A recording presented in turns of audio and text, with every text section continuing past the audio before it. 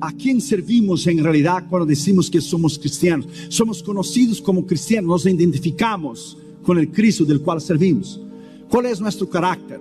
¿Cuál es el nivel de nuestra personalidad, de nuestra integridad, de quién somos como cristianos y personas? El nivel de nuestra credibilidad hacia los ojos del mundo, de aquellos que no conocen a Cristo a través de nosotros. ¿Qué es en realidad ser cristianos? ¿Qué es en realidad lo que implica tú y yo vivir en el centro de la voluntad de Dios? Lo que es en realidad estar listo y preparado. Lo que es en realidad vivir una vida con gozo y levantarnos delante de Dios para servirlo con poder y autoridad. Abra tu mente, tu corazón y tu alma para oír la voz de Dios. Vamos a orar. Padre, en el nombre del Señor Jesucristo, te pedimos una bendición especial en esta noche. Reconociendo que Josué y yo no es nada y nadie, te pedimos que solamente la voz de tu Espíritu Santo se oiga. Que tú nos hables con poder y autoridad en esta noche. Gracias por lo que tú hiciste ayer, harás hoy, harás mañana por la mañana y mañana por la noche y el lunes por la noche. Te pedimos que nos hables bajo el poder de tu palabra. Te pido una bendición especial al Pastor Gómez, su esposa, sus hijos, la Iglesia Jesucristo es mi refugio aquí en Dallas, Texas. Te pedimos que a través de la internet, los que nos están escuchando en el mundo entero puedan abrir sus corazones y ser cambiados por el poder de tu palabra. Te pedimos eso en nombre del Padre, del Hijo y del Espíritu Santo. Amén. Podéis sentar, queridos hermanos, por favor. Gracias. Somos llamados a vivir un verdadero discipulado, un verdadero cristianismo. Mahatma Gandhi dijo una vez, el hombre que llevó a la India a la independencia de los británicos en 48, me tornaré cristiano cuando yo en realidad vea uno. La necesidad de Mahatma Gandhi era de haber conocido un verdadero cristiano que pudiera expresar el verdadero carácter de Cristo y expresar la vida de Cristo adentro de sí mismo. Armstrong, uno de los astronautas que fue a la luna con el proyecto espacial de 1969, cuando él caminó en la luna y salió de su cápsula espacial Apolo 11, el mundo entero lo vio. Más de 600 millones de personas alrededor del mundo miraron a los americanos llegar a la luna en julio del 69. Y él abrió la Biblia y leyó Génesis 1:1. En el principio Dios creó los cielos y la tierra. Y Armstrong, cuando regresó a la tierra, escribió un libro que se llamó The Happiest People on Earth, el pueblo más feliz de la tierra, nosotros los cristianos, donde él dice que nosotros los cristianos, por conocer a Dios, por tener un Dios inagualable, diferente de las demás sectas y religiones, tenemos el motivo suficiente de alabarlo mañana, tarde, noche y de vivir una vida recta e íntegra, y lo que es tener el gran privilegio de conocer a Cristo como nuestro Señor y Salvador. Ninguna religión del mundo puede ofrecer un libro como tú y yo tenemos. Yo he predicado esta palabra desde el Alaska hasta Chile, desde España hasta Indonesia y Filipinas. Hemos dado 20 veces la vuelta alrededor del mundo. Nadie ha podido resistir la sabiduría de esta palabra. Ni en las religiones místicas del Oriente, ni los budistas, ni los musulmanes, ni lo que es los países árabes. My friend, tú y yo tenemos a un Dios inagualable, extraordinario. Cuando nosotros somos conocidos como cristianos, refleja lo que es el carácter de esa personalidad increíble, extraordinaria de lo que es Cristo. Yo creo particularmente y teológicamente hablando que si Él nos tendrá en el cielo por una eternidad que nunca irá a terminar, es porque llevaremos una eternidad entera para llegar a conocer a Dios, y todavía creo que no lo llegaremos a conocer como Él es. Porque si usted ha parado para pensar una eternidad entera, tendremos para conocer lo que es el carácter de Cristo, las obras de Cristo, la autoridad de Cristo, el poder de Cristo, el amor de Cristo, lo que es la influencia de Cristo, lo que Él hizo en la cruz del Calvario, que ahora no podemos tal vez entender en su plenitud con nuestra mente humana. Pero en primer lugar, lo que es un verdadero cristiano, lo que es un cristiano que vive en el centro de la voluntad de Dios, que es un verdadero cristiano que vive en la madurez espiritual. En primer lugar, ¿qué es en realidad ser un discípulo y un cristiano?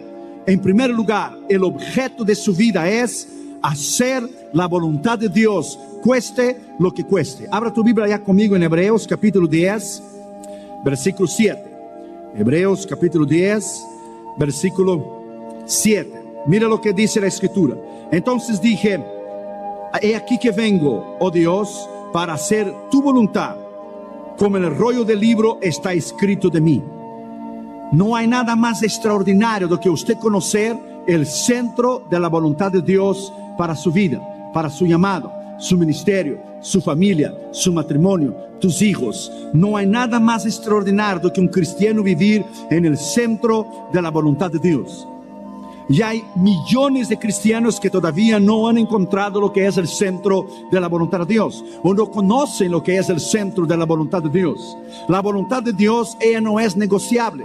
La voluntad de Dios es absoluta. Hay una voluntad de Dios solamente para usted. Hay un lugar donde Dios le puede usar. Hay dones y talentos específicos en el ministerio donde Dios le puede usar. Solamente hay una oportunidad donde Él nos puede llamar, donde Él nos puede capacitar y enviar, suplir y respaldar. Y millones de cristianos viven en el centro de la voluntad de Dios. Pero hay otros millones de cristianos que todavía no entienden lo que es el secreto de vivir una vida bajo la perfecta voluntad de Dios. Cuando usted vive una vida en la perfecta voluntad de Dios, no hay equivocación, no hay error, no hay pérdida, no hay derrota espiritual, porque usted vive, hace y camina en el centro de su voluntad. Usted irá a participar de las bendiciones de Dios diariamente, porque usted no podrá equivocarse, porque el objeto de su vida es hacer la voluntad de Dios, cueste lo que cueste. Ahora, hay la voz de Dios, hay la voz del hombre, hay la voz suya y hay la voz del diablo. Entonces hay la necesidad de discernir y de entender cuál es la voz de Dios, cuál es la voz del hombre, cuál es la voz suya y cuál es la voz del diablo. De discernir y entender y captar y tener la madurez suficiente de caminar en el centro de la voluntad de Dios diariamente y conocer su propósito para usted y el lugar que Dios tiene en el reino de Dios para usted. Hay un montón de gente que he conocido alrededor del mundo, cristianos, que viven vidas en derrota y viven vidas bajo lo que es opresión, o vidas infelices porque no viven en el centro de la voluntad de Dios, porque no han conocido el centro de la voluntad de Dios. Segundo lugar, ¿qué es un verdadero cristiano?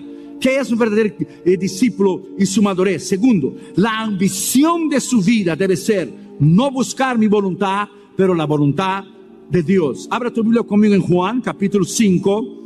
Y el versículo 30. Mira qué escritura extraordinaria esta palabra. Juan, capítulo 5 y versículo 30. Mira lo que dijo Cristo. Mira lo que dijo Él. Imagínense usted y yo.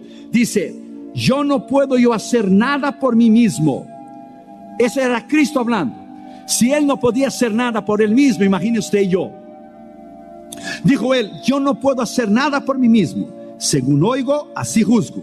Y mi juicio es justo, porque no busco mi voluntad, sino la voluntad del que me envió, la del Padre. Si Él no podía hacer nada por Él mismo, Cristo hablando, y Cristo, el Dios hombre, no podía hacer nada por sí mismo, cuando estaba limitado a esta humanidad. La Biblia dice en Hebreos 5 que durante su vida y ministerio Él derramó lágrimas de sufrimiento y aprendió la obediencia siendo hijo, porque sabía que solamente Dios le podía resucitar de la muerte. Ahora imagínense, si Él no podía por Él mismo hacer nada, imagínense usted y yo. ¿Sabe lo que es usted y yo vivir fuera de la voluntad de Dios? Es vivir fuera de la seguridad, de la protección, y expuesto al diablo, expuesto al mundo, expuesto al pecado, expuesto a lo que es toda tentación que te podrá hacer caer. Es igual usted estar en una guerra y no saber usar las armas que usted es enviado a la guerra. Igual usted no tener su uniforme. Igual usted no tener la armadura de Efesios capítulo 6. No tener el yelmo de la salvación, la espada del Espíritu en su mano, el escudo de la fe, calzado los pies con el Evangelio. Usted no está sin armadura. ¿Cómo usted podrá vivir y permanecer delante de Dios sin armadura? Eso es imposible. Es la necesidad de entender y de conocer el centro de la voluntad de Dios.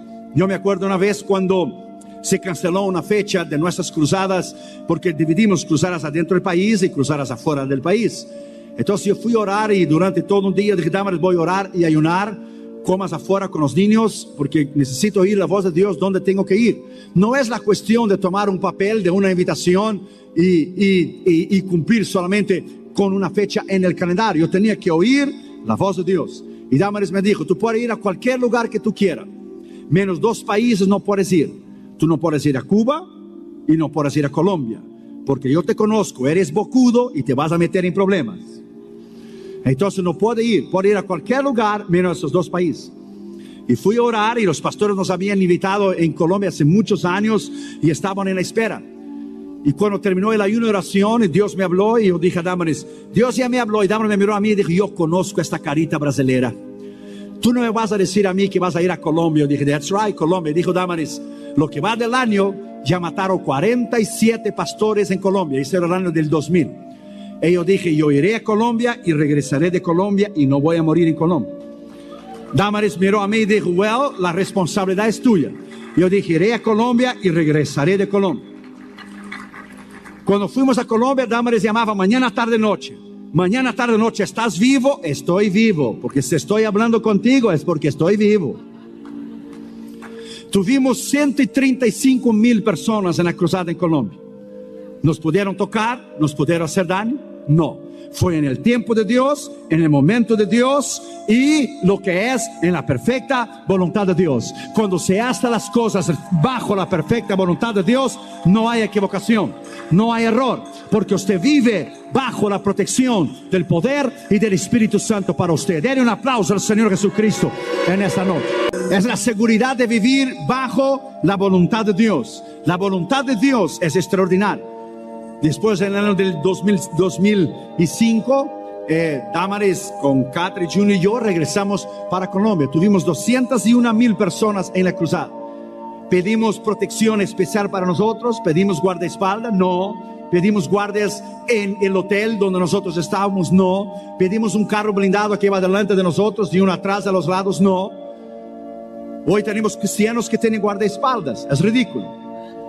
Yo creo que ellos tienen algún secreto de estado o algo así, porque si la sangre de Cristo no te puede guardar, entonces nadie más se podrá guardar. La sangre de Cristo es suficientemente poderosa para guardarte. La sangre de Cristo es suficientemente poderosa para guardarte y cubrirte en su poder y en su autoridad. Denle un aplauso al Señor Jesucristo. Él es real. El verdadero cristiano, el verdadero discípulo, el verdadero cristiano, el verdadero discípulo. En tercer lugar, el plan de su vida del cristiano es, en tercer lugar, según el consejo de su voluntad. Él tiene un plan, es según el consejo de su voluntad. Abra tu Biblia en el Salmo 143, versículo 10. Salmo 143, versículo 10. Mira lo que dice ahí la Escritura. Mira qué Escritura extraordinaria. Dice, enséñame a hacer tu voluntad, porque tú eres mi Dios. Usted ve, un Dios personal. Mi Dios, un Dios que tú tienes una relación personal con Él. Tú eres mi Dios. Tu buen espíritu me guía a tierra de rectitud. Entonces el cristiano tiene un plan en su vida. ¿Cuál es? Según el consejo de su voluntad.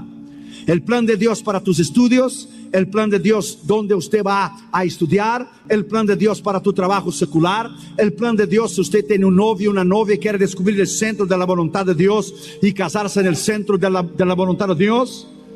Entonces usted debe esperar, porque hay lo bueno de Dios y hay lo mejor de Dios. Hay lo bueno de Dios y hay lo mejor de Dios. Usted tiene que esperar. Usted tiene que saber discernir lo que es lo mejor de Dios.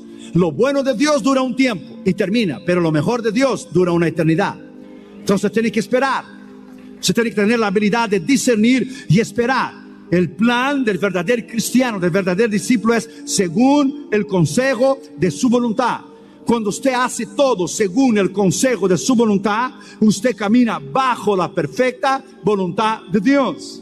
No hay error, no hay equivocación. El diablo no podrá tocarte. No hay manera de usted perder. No hay manera de vivir en derrota. No hay. ¿Por qué? Porque usted vive en el centro de su voluntad.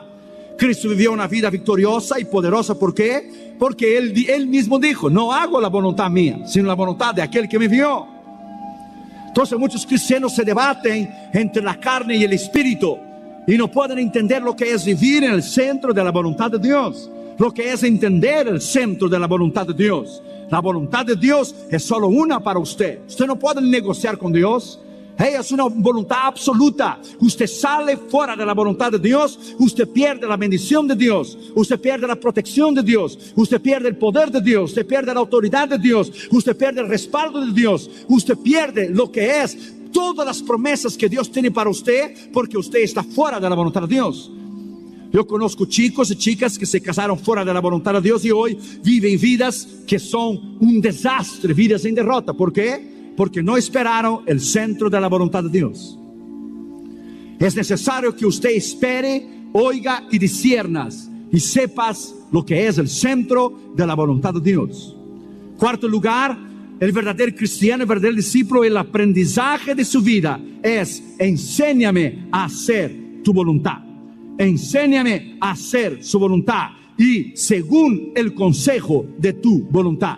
No solamente enséñame a hacerla, pero yo necesito tener un consejo de su voluntad. El verdadero discípulo, el verdadero cristiano, el aprendizaje de su vida es según el consejo de su voluntad. Abra tu Biblia conmigo en Salmo 40, versículo 8. Salmo 40, versículo 8. Mira qué escritura extraordinaria está escrito ahí para nosotros en el Salmo 40 y el versículo 8. Es una escritura poderosa. Dice: el hacer tu voluntad, Dios mío, me ha agradado, y tu ley, o sea, tu palabra, está en el medio de mi corazón. Mira, fíjese bien esa palabra: el hacer tu voluntad, Dios mío, nuevamente un Dios personal, me ha agradado, y tu ley está en el medio de mi corazón. Entonces hay un plan de su vida que es hacer la voluntad de Dios. Hay una ambición de su vida que es no buscar mi propia voluntad. Hay un plan de su vida que es enséñame a hacer tu voluntad. Hay un aprendizaje de su vida que es el segundo el consejo de su voluntad, que usted vive, usted aprende, usted oye, usted es dirigido. El Espíritu Santo tiene la habilidad y el poder para dirigirle, para enseñarle, para librarle de peligros, para librarle de tomar una decisión equivocada. Pero en quinto lugar hay la disciplina de tu vida. La disciplina del verdadero cristiano, del verdadero discípulo. Su disciplina de su vida es: no se haga mi voluntad, aunque cueste el dolor, aunque cueste el sufrimiento, no se haga mi voluntad, pero la tuya. Lucas capítulo 22, versículo 42. Lucas capítulo 22, versículo 42. Ahí está Cristo en el huerto del Getsemaní, sufriendo, y dijo: Padre, si quieres, pasa de mí esta copa, pero no se haga mi voluntad, sino la tuya. A veces el camino de la obediencia de Dios será un camino de dolor y de sufrimiento. Algunos teólogos dicen aquí en esta escritura que Cristo estaba intentando negociar con el Padre, que si era posible que el Padre llevara a cabo el plan de la redención de una otra forma, que intentase evitar que Él sufriera y muriera en el Calvario. Yo no creo. Yo creo que Cristo aquí primero crucificó su yo, crucificó a sí mismo, su voluntad, para después ser crucificado su carne. Él dijo: no se haga mi voluntad, sino la tuya. Entonces muchas veces el camino más fácil, el atajo, no es el plan del camino de Dios. No es a veces lo que nosotros pensamos o lo que nosotros queremos, sino vivir en el centro de su voluntad es igual a sufrir, a ser enviado como misionero a algún país que usted no conoce, en el Congo, en Tanzania, en África, Filipinas, Indonesia. Tal vez el centro de la voluntad de Dios sea que usted sirva a Dios en esa iglesia, o en una otra iglesia, o en ese país, o en un otro país. Solamente Dios conoce el centro de su voluntad. Oswald Smith, que fue el gran pastor del templo de People's Church, la iglesia del pueblo en Toronto, en el Canadá, cuando era jovencito, él se inscribió como candidato a ser misionero y le hicieron una prueba para ver si él era apto, si él era capaz para ser misionero. Entonces él estaba en la cola con los demás, en la fila con los demás candidatos al ministerio, y él estaba orando. Dijo: Señor, esta es mi oportunidad, quiero servirte, yo sé que seré aprobado como misionero y tú me enviarás para ser misionero en cualquier parte que tú quieras. Cuando el board, la mesa directiva de su concilio y su denominación lo examinó, encontraron que él no era suficientemente capaz de ser enviado como misionero. Llegó a su casa desanimado y fue a orar. Y Dios dijo: es que yo tengo algo mucho más grande para ti. No es que yo quiero que tú seas enviado como misionero.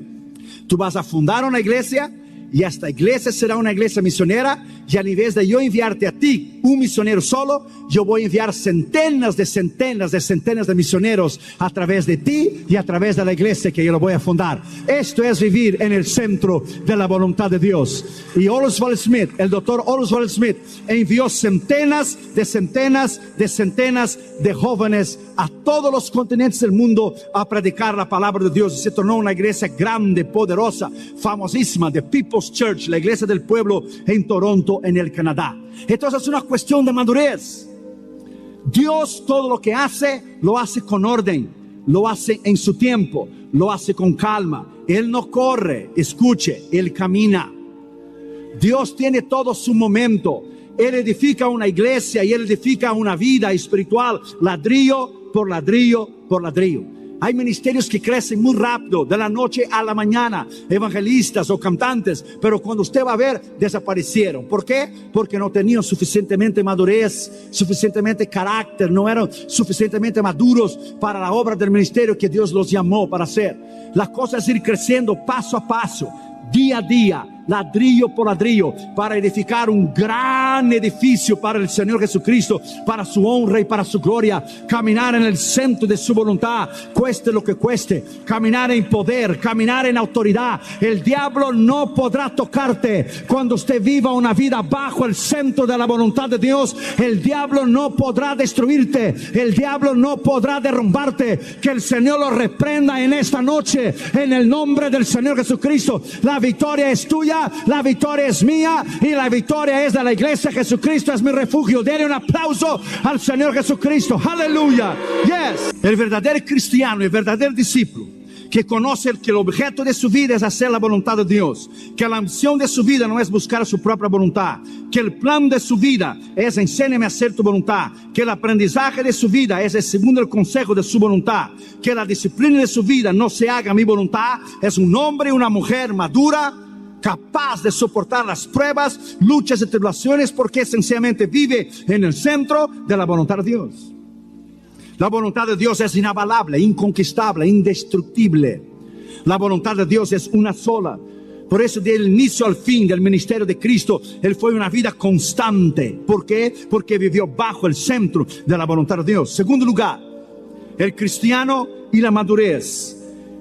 Él está listo, Él está preparado para las pruebas y luchas y tribulaciones que vendrán a su vida, cuando Él pasar por una serie de circunstancias que Dios va a moldear su carácter y moldear su personalidad. Abra tu Biblia conmigo en 1 Pedro capítulo 1 y versículo 13. 1 Pedro capítulo 1 y versículo 13. Mira lo que dice la palabra de Dios. Dice: por tanto, ceñid los lomos de vuestro entendimiento, sed sobrios y esperad por completo en la gracia que os traerá cuando Jesucristo sea manifestado. Esa palabra aquí, por tanto, ceñid los lomos de vuestro entendimiento, es estad preparados, es ser sobrios, prepárate. Abraham Lincoln decía: voy a prepararme, porque algún día mi oportunidad va a llegar, y cuando ella llegar, ya estaré preparado. Usted debe que saber que el plan de Dios es un plan que llevará una vida entera para Él cumplir en usted el propósito que Él quiere cumplir en usted. Entonces es necesario que usted entienda que usted debe estar listo, usted debe prepararse, usted debe orar, ayunar, estudiar, buscar y hacer su parte, y Dios hará su parte. Escuche lo que le voy a decir ahora y nunca se olvide. Cuando Cristo llegó delante de la tumba de Lázaro, Lázaro estaba muerto, ¿verdad? Había una piedra. Cristo tenía todo el poder para decir: piedra, remuévate, pase a un lado, ponte a un lado. Y la piedra, como arte de magia, hubiera hecho a un lado. Pero Él no hizo eso. ¿Qué Él dijo? Hombres, quitad la piedra, remueva la piedra. Aquí hay una aplicación muy importante. Solo Él podía resucitar a Lázaro, pero los hombres que estaban ahí podían remover la piedra. Lo que usted puede hacer, Dios no va a hacer nunca por usted. Nunca. Solo Él podía resucitar a Lázaro, pero los hombres podían remover la piedra. Lo que usted puede hacer, Dios no hará por usted. Dios no irá a una universidad teológica por usted. Usted tiene que ir. Dios no irá a un colegio, a un teológico, a un seminario. Usted tiene que ir. Usted tiene que tomar un lápiz, usted tiene que leer libros, usted tiene que prepararte, usted tiene que capacitarte, usted tiene que hacer su parte. Dios no va a bajar del cielo e instruirle a usted personalmente. La Biblia es clara. Hay la parte de Dios y a la parte suya. Trabajamos en un equipo. Usted y yo hacemos lo que podemos hacer y Él hace lo que tú y yo no podemos hacer. Esta es la llave del crecimiento en el reino de Dios y de un cristiano maduro. Esa es la capacidad que un cristiano maduro que vive en el centro de la voluntad de Dios entienda, que hay la parte de Dios y hay la parte suya. Primero, el cristiano es llamado para predicar su palabra en primer lugar. Abra tu Biblia en Romanos capítulo 1, versículo 15. Romanos capítulo 1, versículo 15 y versículo 16. Dice la palabra de Dios: así que en cuanto a mí, pronto estoy para anunciarles el evangelio. Estoy listo, capacitado. También a vosotros que estáis en Roma, porque no me avergüenzo del evangelio, porque es poder de Dios para la salvación de todo aquel que cree, el judío primero y después al griego. Usted debe prepararse. Usted debe estudiar. Esa historia de que abriré tu boca y el Señor me va a llenar, te va a llenar de viento si usted no sabe nada. Esa es una excusa de los haraganos y de aquellos que no quieren estudiar, que no quieren ir a una librería, que no quieren comprar libros, no quieren ir a un seminario, no quieren estudiar porque dan la excusa que es solo el poder de Dios y la autoridad de Dios. Esto usted podía decir cuando no existían colegios bíblicos, no existían seminarios, en el principio de la iglesia primitiva. Pero es incalculable el prejuicio causado hoy en día por obreros sin preparo y sin instrucción, que han salido a hacer la obra de Dios del ministerio sin conocer el Dios del ministerio primero. Muchos han predicado el Dios del ministerio sin conocer el Dios del ministerio. Imagínese usted si usted fuera el médico y el médico le dijera a usted: siento mucho, señor o señora, yo no he estudiado anatomía del cuerpo humano, pero de cualquier manera, a ver, secretaria, darme el serrucho ese que está ahí atrás de la puerta, le vamos a cerrarle y lo vamos a coserle. Usted aguante firme, sin anestesia, como los meros de Jalisco, no te rajes, hombre. Usted aguántale firme. ¿Qué usted haría? Salía corriendo. Digamos que usted fuera el dentista y el dentista le dijera a usted: yo no he estudiado odontología, yo no sé cómo trabajar en sus dientes, pero yo tengo un alicate muy bueno, con él le vamos a sacar sus dientes sin anestesia. ¿Qué usted haría? Digamos que yo estuviera sentado adentro de un avión que viajo una semana así, cada miércoles, cada lunes, miércoles y lunes. Imagine que yo estuviera sentado en un avión y el piloto tomara el micrófono y dijera: señores y señoras, yo no he estudiado aviación, no sé cómo despegar ese aparato, pero una vez que se despegue en el aire, será más fácil bajarlo de allá de arriba. No sabemos cómo vamos a bajar, pero será más fácil. ¿Usted cree que yo me quedara sentado adentro de ese avión? Con toda la fe y el conocimiento que tengo de Dios, ¿usted cree que yo quedaría sentado adentro del avión si el hombre anunciara que no había estudiado aviación y no sabe pilotear un avión? Una cosa es fe, otra cosa es locura. My friend, es lo mismo. Si tenemos que estar preparados y listos para predicar la palabra de Dios, usted tiene que saber y usted tiene que conocer que la voluntad de Dios para usted es prepararse. Abra tu Biblia ya conmigo en Mateos capítulo 12 y versículo 50.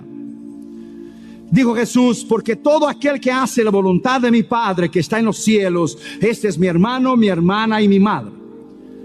Entonces, si la voluntad de Dios es que usted se prepare, que usted estudie, que usted ore y ayune, usted no lo hace, usted no es considerado parte de su familia. La palabra griega aquí de Mateo 12:50 es de la palabra voluntad de Dios, es telema. Es usado objetivamente, que quiere decir lo que se desea, lo que se designa y lo que se quiere. También es usado subjetivamente, de la emoción de querer algo.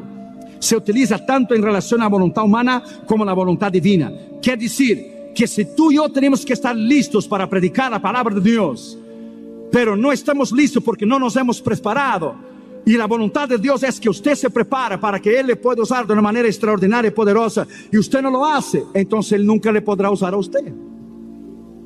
Hay miles de cristianos que reclaman de Dios y dicen: nunca me has usado. Y Dios dice: ¿cómo yo te voy a usar si tú no te has preparado? Dios solamente usa hombres y mujeres preparados.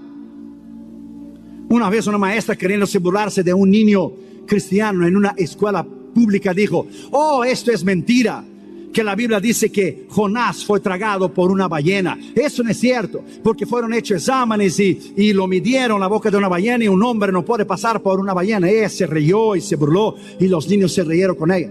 Pero se levantó un niño chiquito de 8 años de edad y dijo: maestra, usted habla de su ignorancia y su estupidez porque usted no conoce la palabra de Dios. La Biblia no dice ballena, la Biblia dice un gran pez o un gigante marino.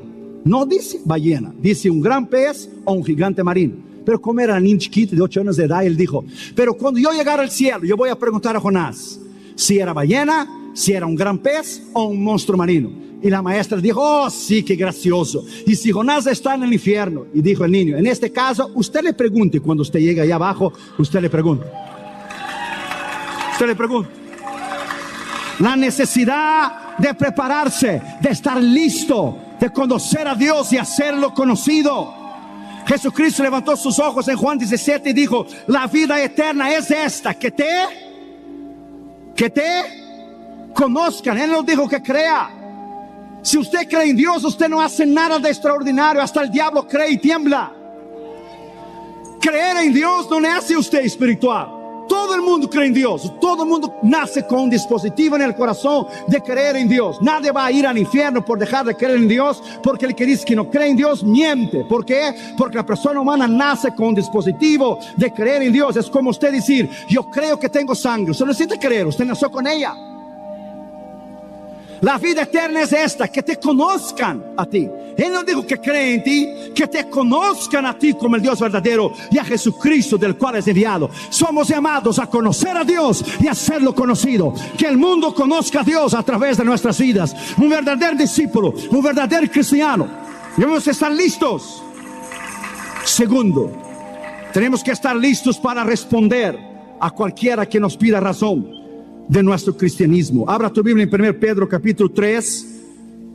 1 Pedro capítulo 3, versículo 15. Mira lo que dice la palabra de Dios. Mas también si alguna cosa padecéis por causa de la justicia, bienaventurados sois, sino que santificad a Dios el Señor en vuestros corazones, y estar siempre preparados para presentar defensa con mansedumbre y reverencia ante todo aquel que los demande razón de vuestra fe en la esperanza que hay en vosotros. Usted no necesita enojarse cuando alguien no cree en Cristo, o enojarse cuando alguien no conoce a Cristo como Señor y Salvador. Usted tiene que tener la capacidad de responderlo con mansedumbre y paciencia para persuadirlos y llevarlos a la fe. ¿Cómo usted puede hacer eso? Conociendo a Dios. Es a través del conocimiento de Dios que usted lleva a alguien al conocimiento de Dios. Es a través de la persuasión del Espíritu Santo que usted puede llegar a alguien y llevarlo a conocer a Dios. Eso demanda preparación. El diablo sabe que usted sabe, o el diablo sabe que usted no sabe. Es la cuestión suya de prepararse, de estudiar. Yo sé lo que es la mente hispana, lo sé cómo piensa la mente latina. Es más fácil un CD de música, un CD de un cantante, ir en el carro alabando al Señor, lo que tomar un libro y leerlo y estudiarlo y ir a un colegio. ¿Por qué? Porque esa es la cultura hispana. Esa es la idea que nosotros hemos dado a los americanos, que somos un pueblo que no nos gusta estudiar o preparar. Tenemos que acabar con eso. Tenemos que creer que nuestros hijos puedan ir a las mejores universidades que tiene este país, que nuestros hijos puedan superarse, que yo y usted y a cualquiera podemos superarnos, que podemos estudiar, que podemos conocer, que podemos invadir. Dios es amado, Dios nos llama a nosotros para prepararnos y estar listos. ¿Sabrá Dios el gran plan que Dios tiene para usted? Usted no sabe. Usted no sabe el gran plan que Dios tiene para usted, de la manera extraordinaria que Dios va a usar a usted. Josué y León Jr. y Catra, desde cuando nacieron, le hemos enseñado a ellos la palabra de Dios. Y ellos conocen la palabra de Dios extraordinariamente. Y han estado conmigo en todos los continentes del mundo. Y ellos han conocido reyes y presidentes y miembros del Congreso y del Parlamento y alrededor del mundo. El año pasado, Josué y León Jr. en su escuela cristiana, William Christian School, tuvieron un tour y fueron a Washington DC, a los monumentos y a la Casa Blanca y todos los. Josué León Jr. estaba sentado adentro de la iglesia en Washington DC, donde va el presidente Bush y la primera dama Laura Bush. Para la sorpresa de Josué Irión Jr., él estaba dentro de la iglesia con sus maestros y los estudiantes. Cuando se sienta al lado de Junior, el presidente y la primera dama. Y Junior tranquilamente, con la madurez que tiene, tenía entonces él 12 años de edad, tranquilamente, sin ponerse nervioso. Si es un otro niño, el presidente, look at this, look at that. Tranquilamente, Josué Irión Jr. lo miró, le extendió la mano y le dijo, good morning, Mr. President. My name is Joshua Irión Jr. My father is a minister and he's praying for you. Buenos días, señor presidente. Mi padre es ministro y está orando por usted. Mi nombre es Josué Irión Jr. Y el presidente lo miró a él y dijo, oh, I need prayer. Y dijo Junior, my father said that you need a lot of wisdom. Mi padre dijo que necesitas mucha sabiduría. Y dice que Bush le tocó al hombro de Junior y dijo, si supiera las responsabilidades que tengo y cuánta sabiduría yo necesito. ¿De dónde eres? Y dijo Junior, de Los Ángeles, California, William Christian School. Y dijo Bush, oh, ellos vienen aquí cada año traen un grupo diferente. Y Josué Irión Jr. tranquilamente, con 12 años de edad, a la madurez que él tenía por la experiencia de haber viajado con nosotros alrededor del mundo, le extendió la mano al presidente, le saludó al presidente como si fuera una persona adulta. Es la capacidad de estar listo, es la capacidad de estar preparado, es la capacidad de aprender. Josué Irión Jr. tomará mi lugar el día de mañana. Josué Irión Jr. subirá en el púlpito y será un gran hombre y mujer de Dios el día de mañana. Lo hemos enseñado desde chiquito. Y Catherine, Dios la va a usar tremendamente como una gran mujer de Dios. ¿Por qué? Porque hemos enseñado a nuestros hijos. Cristianismo no es usted solamente venir, alabar al Señor, dar su ofrenda y cantar y salir sin ninguna responsabilidad. Somos llamados a prepararnos, somos llamados a conocerlo, somos llamados a leer, somos llamados a ayunar, a trabajar, a ganar almas, a sembrar en el ministerio. Somos llamados a hacer la diferencia, somos llamados a enseñar al diablo que hay poder en Cristo Jesús, en su sangre, que Cristo lo derrotó en la cruz del Calvario, que tú y yo tenemos el poder y la autoridad de vivir vidas extraordinarias. Oh, denle un aplauso al Señor Jesucristo. Él es real, aleluya, alábalo. El verdadero cristiano, el verdadero discípulo, en tercer lugar, no solamente está listo para predicar, o no solamente está listo para responder, pero él está listo para morir por Cristo en cualquier lugar, en cualquier momento y en cualquier circunstancia. Abre tu Biblia en Hechos capítulo 20, versículo 24. Hechos 20, versículo 24. Mira lo que dijo Pablo, esas profundas palabras. Pero de ninguna cosa hago caso, ni estimo preciosa mi vida para mí mismo, con tal que acabe mi carrera con gozo y el ministerio que recibí del Señor Jesús para dar testimonio del Evangelio de la gracia de Dios. Él estaba listo para ir a Jerusalén y morir por Cristo. Él estaba listo para dar su vida por Cristo.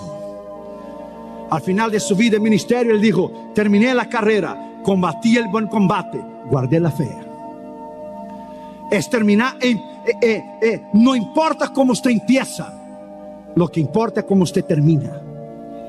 Cómo usted termina es lo que importa. En un partido de fútbol, y los que entienden de fútbol saben muy bien que el placar, el resultado más engañoso del fútbol es cuando usted va ganando de 2-0, porque usted se confía y usted baja las manos y usted se torna vulnerable. El otro equipo puede hacer 2-1, 2-2 y ganarlo de 3-2. Hasta el último pitazo final, usted nunca podrá decir que usted ganó un partido. Usted puede empezar perdiendo de 1-0, 2-0, hasta 3-0 y ganar de 4-3. Es como termina que importa, no como usted empieza. Cuando México juega con Brasil, siempre es lo mismo. México siempre sale ganando y termina perdiendo.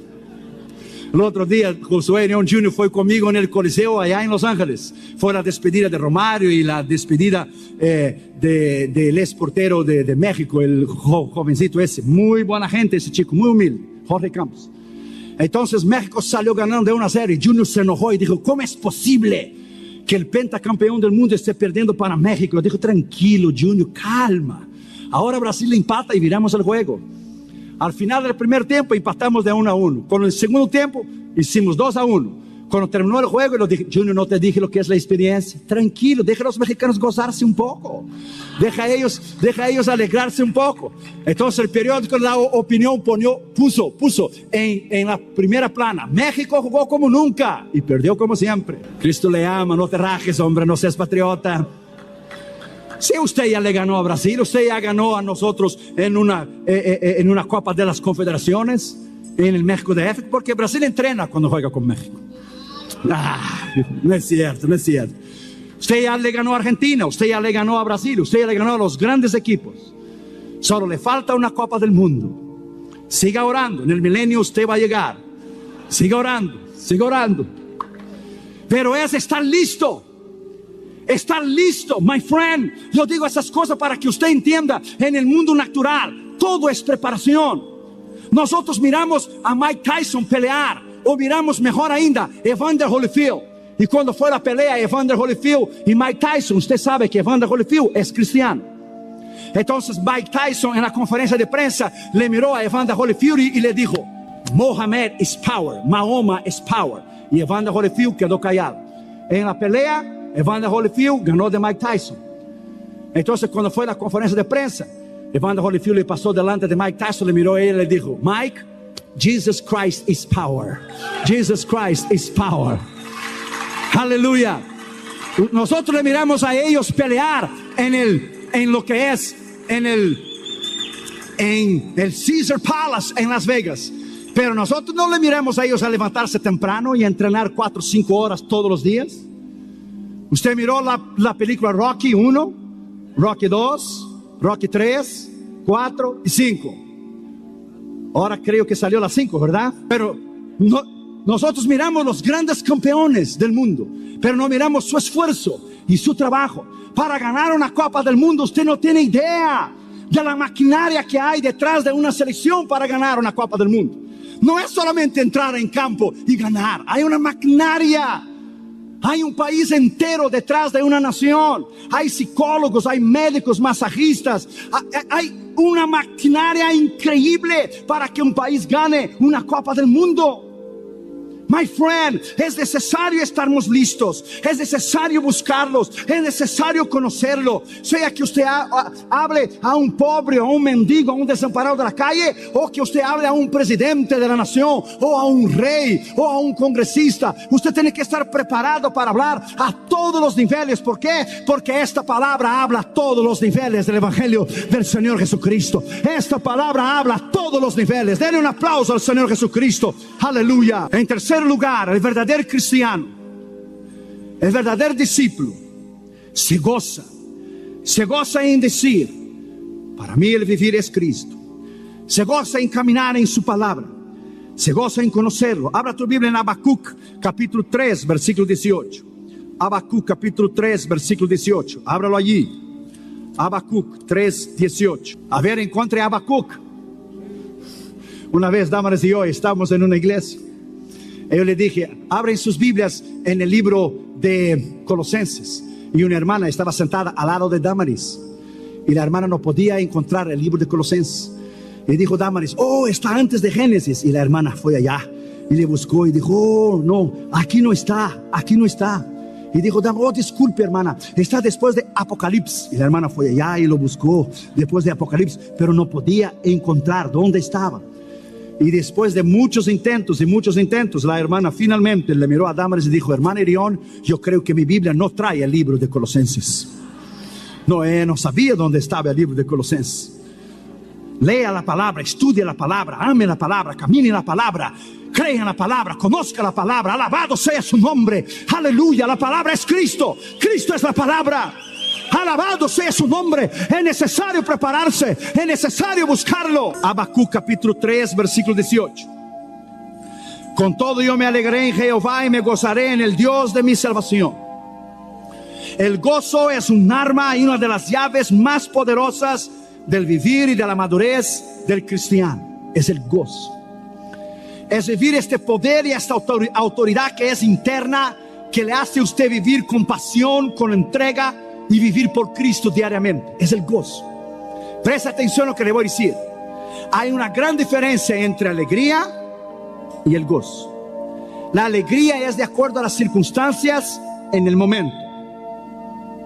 Por ejemplo, cuando Brasil iba ganando, todos estábamos felices.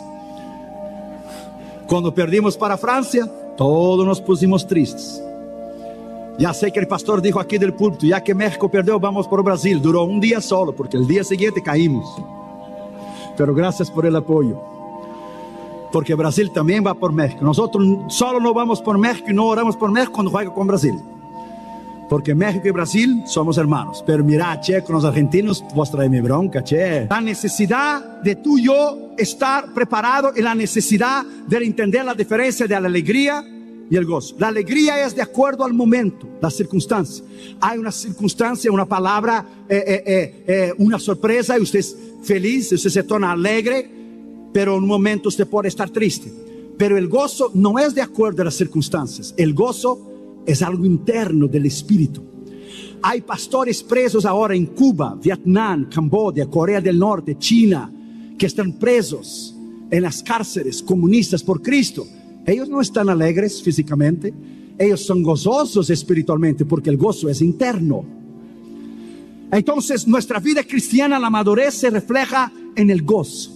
La madurez se refleja en esta pasión, de esta entrega que usted tiene diariamente a levantarse de su cama por la mañana y decir: hoy es el día que Jehová lo hizo. Este día lo viviré en victoria, y tú estás derrotado, diablo, y la sangre de Cristo ha cubierto mi vida. Con su sangre no me podrás tocar. Hoy es el día que Jehová lo ha hecho. Nos gozaremos y nos alegraremos en él. Alábalo porque él vive. Alabado sea su nombre. Entonces hay una diferencia de la alegría y el gozo.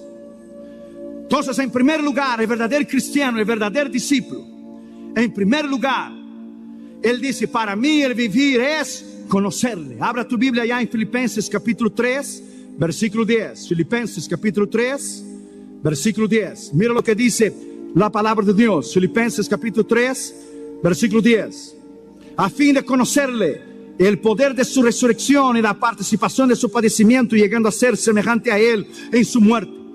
Entonces el gozo tuyo y el mío es conocerlo. Hoy me pasé todo el día en el cuarto del hotel escribiendo el 5º libro. Estoy escribiendo El secreto de la oración eficaz. Cuanto más se conoce, más se estudia, más saca las aguas de conocimiento de ese pozo interminable eterno de la palabra de Dios, menos lo conocemos.